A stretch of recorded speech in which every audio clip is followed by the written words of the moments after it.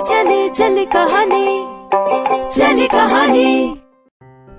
Radio city पर आप सुन रहे हैं चली कहानी सीजन 2। इस सीजन में अब तक मैं आपको सुना चुका हूं एंटोन चेखोव की लिखी कुछ बहुत ही खूबसूरत कृतियां। पिछले हफ्ते से ही हमने शुरुआत की है ओ हेनरी की लिखी हुई कुछ महान कहानियों से। ये वो कहानियां हैं जो हमेशा हमेशा के लिए साहित्य की दुनिया में अमर हो गई। आज जो कहानी आपको सुनाने जा रहा हूं वो भी ओ हेनरी की लिखी एक कहानी है। कहानी का नाम है हरा दरवाजा।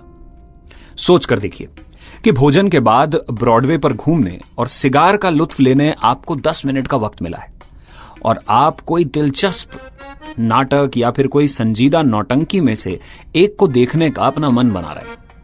अचानक आपके हाथ पर किसी का हाथ एक मजबूत सा स्पर्श रखता है।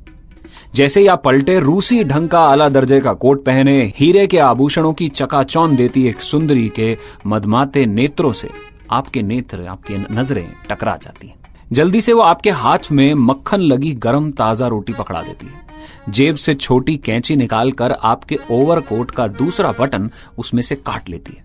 आश्चर्यपूर्ण अंदाज में एकमात्र शब्द चोकोन का उच्चारण करके घूम घूम कर खौफ भरी दृष्टि से पीछे की ओर देखते हुए पास वाली गली में गायब हो जाती है। तो है ना ये एक अनोखा वाक्य, एक अद्भुत घटना।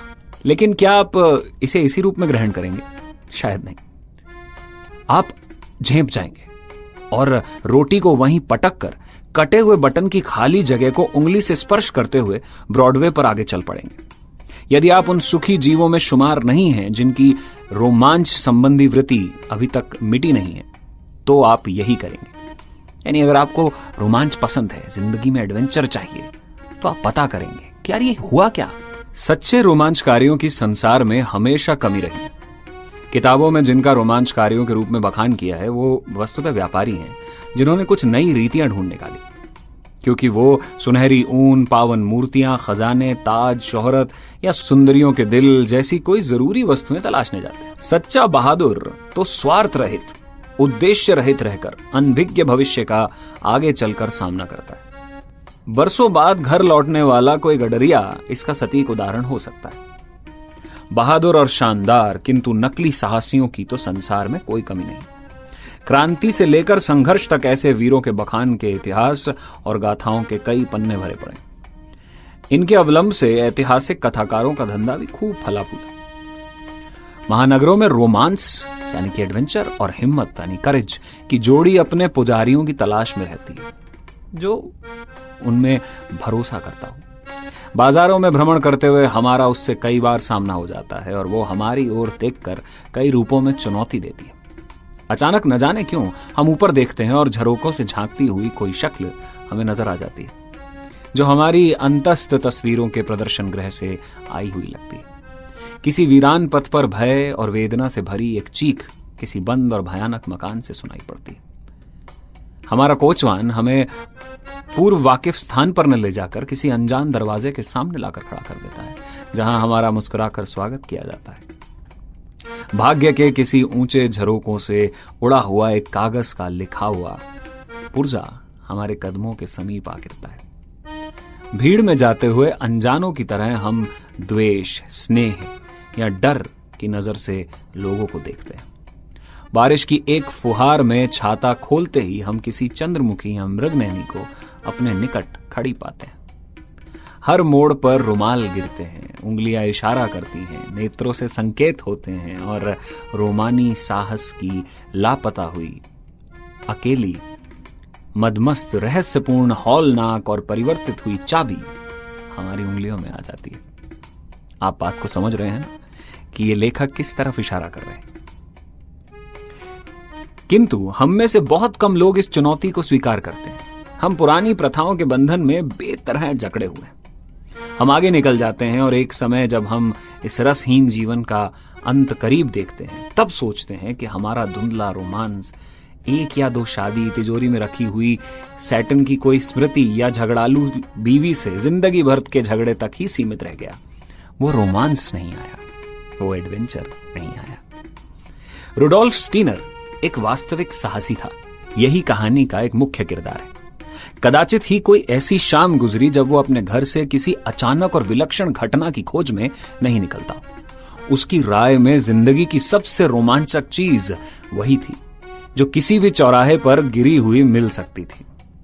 कभी कभार भाग्य को भरमाने उसका उत्सुक भाव उसे अनोखी परिस्थिति में ला देता था। हमेशा चाहता था कि कुछ ऐसा हो जो रोमांचक हो। 2 बार उसने थाने में रात गुजारी। बारंबार वो स्वयं को मक्कार धूर्तों से ठगा महसूस करता। एक सुंदर प्रलोभन का मूल्य उसने अपनी घड़ी और बटुआ देकर अदा किया, लेकिन साहस के अजर तुणीर से फेंकी गई प्रत्येक चुनौती वो उतने ही दुर्जय उल्लास से कबूल करता रहा। कहने का अर्थ सिर्फ इतना है कि उसे ऐसे एक्साइटमेंट की तलाश थी जिसे आजकल की भाषा में हम लोग किक कहते हैं। जब किक मिलती है तो वो कहीं भी मिल सकती है। एक शाम को रुडोल्फ नगर के आंतरिक भाग की गलियों में घूम रहा था। 2 किस्म के लोग थे उन गलियों में। एक वो जो घर जाने को उतावले थे और दूसरे वो जो होटल के भड़कीले जीवन से आकर्षित होकर घर से बाहर निकल पड़े थे। हमारा यह साहसिक युवा जो बहुत खूबसूरत नजर आता था, इस वक्त चैन से घूम रहा था। दिन भर वो दुकान में काम करता। अपनी नेक टाई में वो पिन की जगह पर क्रिस्टल की जड़ी एक चेन लगाता था। एक बार उसने किसी पत्रिका के संपादक को अपनी सम्मति लिखते हुए दर्शाया था कि कुमारी लिबी की लिखी हुई जूनी की प्रेम परीक्षा नाम की किताब से उसके जीवन को काफी प्रेरणा मिली। घूमते घूमते फुटपाथ पर शोकेस में सजे हुए नकली दांतों की डरावनी कड़कड़ाहट से उसका ध्यान किसी होटल की तरफ खिंचा, लेकिन ध्यान से देखने पर उसे पता चला कि पास ही के दरवाजे पर किसी दंत चिकित्सक यानी डेंटिस्ट का जगमगाता हुआ संकेत चिन्ह लगा हुआ है। लाल कसीदे का चमकीला कोट, पीली पतलून और फौजी टोपी पहने एक विशाल नीग्रो, एक बड़ा सा दिखने वाला वो इंसान उसके पास ही खड़ा हुआ था। आते जाते व्यक्तियों को सतर्कता से वो कुछ पर्चे पकड़ा रहा था। दंत चिकित्सक यानी डेंटिस्ट के इश्तिहार का ये रवैया बहुत लोकप्रिय था। अमूमन वो इस तरह के पर्चों को थामे बिना ही आगे बढ़ जाता, लेकिन आज उस नीग्रो ने उसके हाथ में एक पर्चा इतनी दक्षता से पकड़ाया कि उसके इस कामयाब प्रयास पर मुस्कुराते हुए उसे वो कबूल करना ही पड़ा। वैसे ही पैम्फलेट्स जैसे हम अक्सर छोड़ दिया करते हैं, वैसा ही एक उसके हाथ में आया। कुछ कदम आगे चलकर उसने पर्चे को लापरवाही से पढ़ा। आश्चर्य से उसे पलटा उल्टा, उत्सुकता से वापस पढ़ा। पर्चा एक ओर से कोरा था और दूसरी तरफ स्याही से महज 2 शब्द लिखे थे, हरा दरवाजा। इतने में 2-4 कदम आगे बढ़ते हुए एक शख्स ने नीग्रो द्वारा दिया गया पर्चा रास्ते पर फेंक दिया। रुडोल्फ ने उसे उठा लिया। उस पर दंत चिकित्सक का नाम, पता और उसके धंधे की दूसरी साधारण जानकारी लिखी हुई थी। दर्द रहित दांत उखड़वाने, कृत्रिम दांत लगवाने या दांतों में सोना भरने की व्यावहारिक बातें। पियानो का वो साहसी विक्रेता अगले मोड़ पर रुककर विचार में डूब गया। वो सड़क पार कर दूसरी तरफ चला गया। कुछ कदम पीछे पलटा और फिर से सड़क पार करके उसी फुटपाथ पर पहुंचकर भीड़ में शामिल हो गया। दूसरी बार उस नीग्रो के सामने से जाते हुए रुडोल्फ ने उसके हाथ से पर्चा इतनी लापरवाही से लिया जैसे उसकी तरफ ध्यान ही ना हो। 10 कदम आगे चलकर उसने पर्चे को परखा। प्रथम पर्चे के जैसी ही लिखावट में उस पर भी हरा दरवाजा लिखा हुआ था। मुसाफिरों द्वारा सड़क पर फेंके गए 2-4 अन्य पर्चे भी सड़क पर गिरे हुए थे। रुडोल्फ ने उन्हें उठाकर पढ़ा। हर एक पर दंत चिकित्सक का इश्तिहार ही लिखा हुआ था। रोमांच के बोतल ने अपनी पुख्ता मुरीद यानी रुडोल्फ की शायद ही कभी पुनः हौसला अफजाई की, लेकिन आज वो 2 बार संकेत कर चुका था। वही रोमांच जिसकी तलाश हमेशा रुडोल्फ को रहती थी, और इससे रुडोल्फ की तृष्णा जागना स्वाभाविक था। कड़कड़ाते दांतों के शोकेस के पास जहां वो नीग्रो खड़ा था, रुडोल्फ फिर से लौटा। इस बार सामने से गुजरते वक्त उसे पर्चा नहीं थमाया गया। अपने भड़कीले और हास्यप्रद परिधान के बाद भी उस नीग्रो की एक सहज जंगली शान थी। खड़ी मुद्रा में वो किसी को नम्रता से पर्चा पकड़ा देता था और किसी को परेशान किए बिना आगे निकल जाने देता था। हर एक आधे मिनट के बाद वो कर्कश और अस्पष्ट आवाज में कुछ बुदबुदाता, जो किसी मोटर वाहन या पक्के गीत के संवेद स्वर जैसा लगता था। इस बार उसने रुडोल्फ को पर्चा नहीं दिया। इतना ही नहीं, बल्कि अपने चमकीले और भारी जबड़े वाले काले चेहरे से उसकी ओर घृणा सूचक तिरस्कृत दृष्टि से देखा, अपमान करते हुए। इस दृष्टि से जैसे रुडोल्फ के उत्साह पर डंक मार दिया। उस दृष्टि में उसने एक खामोश आरोप पाया। जो उसे नाकारा साबित कर रहा था। पर्चे पर लिखे हुए उन 2 शब्दों का आशय चाहे कुछ भी हो, किंतु उस काले हबशी नीग्रो ने उसे इस पहेली को हल करने के लिए साहस और कल्पना शक्ति में नाकारा करार दे दिया था। आप समझ रहे हैं कि ओ हेनरी किस तरफ इशारा कर रहे हैं। भीड़ से अलग खड़े होकर रुडोल्फ ने उस मकान का सपाट दृष्टि से मुआयना किया जिसमें उसकी पहेली का समाधान मिलने की उम्मीद थी। मकान 5 मंजिला था, जिसके नीचे की मंजिल में एक होटल था। पहली मंजिल पर, जिसकी खिड़कियां बंद थी, कपड़े और फरकोट की दुकानें दिखाई दे रही थी। दूसरी मंजिल पर, जहां बिजली का संकेत पट लगा था, दंत चिकित्सक का दवाखाना वहीं था। इससे ऊपर संकेत पटों की, यानी जिन पर साइन बोर्ड्स होते हैं, उनकी भरमार थी, जिसमें ज्योतिषी, दर्जी, संगीतज्ञ और डॉक्टर भी कुछ दर्ज किए हुए थे। इससे ऊपर खिड़कियों पर लगे हुए कसीदे युक्त पर्दे और खिड़कियों से नजर आने वाली दूध की बोतलें वहां पर किसी का निवास होने की चुगली कर रही थी। मकान का मुआयना खत्म करके रुडोल्फ भीतर दाखिल हुआ और शीघ्र ही 2 मंजिल ऊपर चढ़ा। तीसरी मंजिल पर वो रुका, जहां बरामदे में गैस की 2 मलिन लालटेनें जल रही थी, एक दाईं ओर और दूसरी बाईं तरफ तनिक दूर। निकट वाली लालटेन के मटमैले उजाले में उसे एक हरा दरवाजा नजर आया। एक क्षण के लिए वो सोच में पड़ गया, किंतु तभी उसे पर्चे वितरित करते हुए हबशी का वो घृणा सूचक मूक ताना नजर आया और आगे बढ़कर उसने हरे दरवाजे को खटखटा दिया। दरवाजा खटखटाने और खुलने के बीच कुछ लम्हे बीते। उन्हीं में रोमांच की सच्ची आत्मा छिपी हुई थी। उस हरे दरवाजे के पीछे न जाने क्या होगा, जुआरियों का ठिकाना, या सूक्ष्म कौशल से शिकार फंसाने को बेताब ठगों का कोई गिरोह, या साहस की पुजारिन सुंदरता जो न्यौछावर होने की बाट जो रही होगी, बस इंतजार कर रही होगी हमारे रुडोल्फ का। खतरा, मौत, प्रेम, निराशा या मजाक, इनमें से कुछ भी उस डरी हुई खटखटाहट का जवाब दे सकता था। दरवाजे में एक मध्यम सरसराहट हुई और आहिस्ता से दरवाजा खुला। एक कलांत सा मुंह लिए हुए एक लड़की, जो 20 बरस की भी नहीं लगती थी, सामने अस्थिरता से खड़ी हो गई। उसने चटकनी खोली और कमजोरी से झुकी हुई वो एक हाथ से अवलंब तलाशने लगी। रुडोल्फ ने उसे थाम लिया और उसे दीवार के करीब पड़े हुए पुराने पलंग पर लेटा दिया। दरवाजा बंद करके लालटेन के झिलमिलाते हुए प्रकाश में उसने कक्ष का मुआयना किया। वो कमरा साफ तो था, लेकिन उत्कृष्ट दरिद्रता की कहानी बयान कर रहा था, बेहद गरीबी। लड़की खामोश पड़ी थी, जैसे मूर्छित हो। व्यग्र होकर वो कक्ष में चारों ओर कोई काठ का पीपा तलाशने लगा, क्योंकि उसने कहीं सुना था कि मूर्छित व्यक्ति को काठ के पीपे पर लिटाकर घुमाने से, लेकिन नहीं, ये तरीका तो डूबने वालों के लिए इस्तेमाल किया जाता है शायद। वो अपने हैट से पंखा करने लगा। ये तरीका कारगर रहा, क्योंकि उसके हैट का अग्रभाग लड़की की नाक पर टकराया और उसने नेत्र खोल दिए। उसे महसूस हुआ कि उसके हृदय की आंतरिक तस्वीरों की प्रदर्शनी में इसी एक चेहरे की कमी थी। तटस्थ नीली आंखें, छोटी और नोकदार नाक, मटर की बेल जैसे घुंघराले भूरे बाल। उसकी रोमानी आदत का इससे सुंदर क्या इनाम मिल सकता था, लेकिन लड़की का चेहरा दयनीय और बेनूर था। लड़की बिना हरकत किए उसकी तरफ देखकर मुस्कुरा दी। उसने धीमे से पूछा, क्या मैं बेहोश हो गई थी?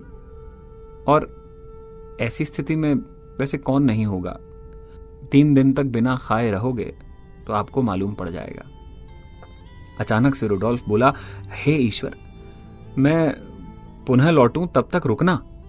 हरे द्वार से बाहर दौड़ता वो सीढ़ियां उतरा। 20 मिनट में वही पुनः लौटा और दरवाजे को उसने पांव से थपथपाया, क्योंकि उसके दोनों हाथ होटल और पंसारी के यहां मिलने वाली चीजों से भरे थे।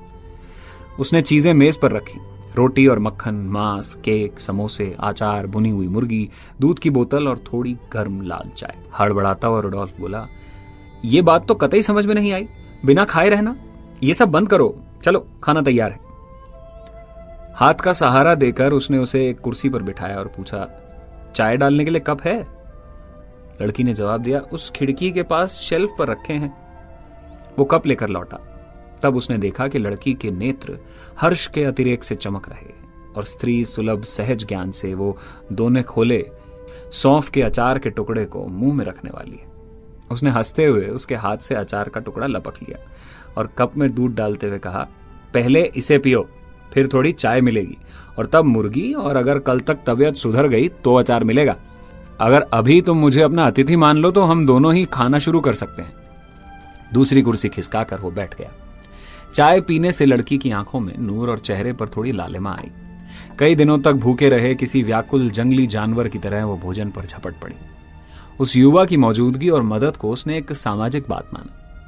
ये बात नहीं कि वो औपचारिकता का मूल्य नहीं समझती थी, लेकिन उसकी घनीभूत पीड़ा ने इस वक्त उसके मन में दिखावटी आडंबर की जगह इंसानियत को धारण करने का अख्तियार दे दिया और उसने अपनी कथा सुनानी शुरू की। कभी कभी हम भरोसा करने में वक्त लेते हैं, लेकिन जब आपका इतना बुरा वक्त हो तो भरोसा होता है कि वाकई इंसानियत जिंदा है। क्या थी कथा? सुने। नगरीय जीवन की अन्य लाखों गाथाओं में से यह भी एक गाथा थी जिसे सुनते सुनते उबासी आने लगी थी। सीमित वेतन पर दुकानों में काम करने वाली एक लड़की की कहानी थी। वेतन में से भी जुर्माने की राशि काटकर दुकानदारों का लाभ बढ़ाती थी। बीमारी के कारण हुई अनुपस्थिति, नौकरी का छूट जाना, गहन अवसाद और हरे दरवाजे पर इस साहसी युवक की दस्तक, यही उसकी कुल जमा कहानी थी। लेकिन रुडोल्फ को यह कहानी इलियड की कथा या जूनी की प्रेम परीक्षा के संकट समान अंतहीन लगी। वो बोला, तुम और ये तमाम दर्द? लड़की डरकर बोली, हां था तो कुछ कठिन ही। और शहर में कोई तुम्हारा रिश्तेदार या दोस्त नहीं? उसने कहा, नहीं, कोई नहीं। कुछ देर सोचकर रुडोल्फ बोला, मैं भी इस दुनिया में बहुत अकेला हूं। लड़की ने जवाब दिया, यह जानकर मुझे बहुत खुशी हुई। अपने अकेलेपन से इस लड़की को प्रभावित देख रुडोल्फ को काफी हर्ष हुआ। एकाएक अपनी पलकें झपकी और एक दीर्घ निश्वास छोड़कर वो बोली, मुझे बहुत जोर की नींद आ रही है। रुडोल्फ ने अपनी हैट उठा ली और कहा कि तो मैं इजाजत लेता हूं। एक रात की गहरी नींद तुम्हारे लिए बहुत जरूरी है।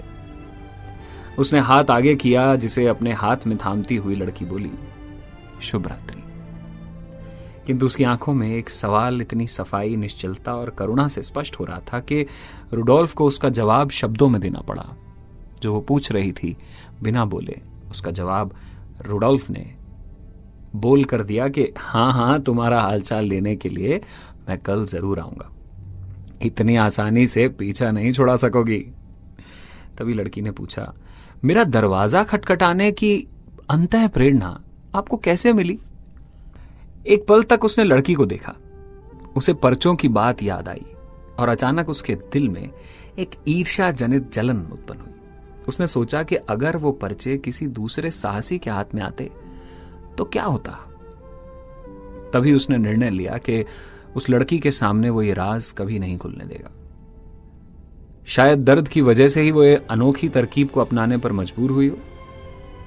उसे वो जानता है, शायद वही एक तरकीब थी, पर यह बात उस पर वो कभी जाहिर नहीं होने देगा। उसने तो झूठ मूठ कह दिया कि हमारा एक कारीगर इसी भवन में काम करता है, मैंने तुम्हारा दरवाजा शायद गलती से खटखटा दिया था।